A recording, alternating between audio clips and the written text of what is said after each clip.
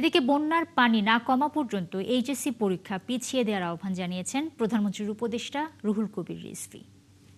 মঙ্গলবার দুপুরে চট্টগ্রামের বাঁশখালীর বন্যা কবলিত বাহারছড়া ইউনিয়নের প্রত্যন্ত অঞ্চলে ত্রাণ বিতরণের সময় তিনি এই আহ্বান জানান। তিনি বলেন, বন্যা কবলিত এলাকায় মানুষ চরম দুর্ভোগে রয়েছেন। এ সময় তিনি প্রশ্ন রাখেন, পরীক্ষা নিলে বন্যার কারণে কোনো দুর্ঘটনা ঘটলে তার দায় কে নেবে?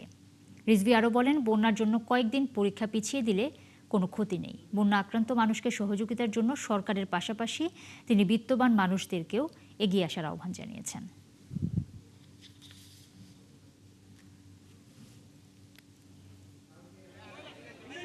পরীক্ষা দিতে গিয়ে, স্কুলে কলেজে যেতে গিয়ে শিক্ষার্থী পানিতে পড়ে গেছে। তো এই পরিস্থিতির মধ্যে শিক্ষামন্ত্রী এইদিকে দৃষ্টি দেবেন।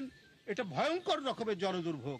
একটি বাচ্চা ছেলে, একটি কিশোর ছেলে এই বন্যার কারণে সে পরীক্ষা দিতে যেতে পারছে না, আর দিতে গিয়ে সে যদি পানিতে ডুবে যায় তাহলে এটা অত্যন্ত দুঃখজনক ঘটনা।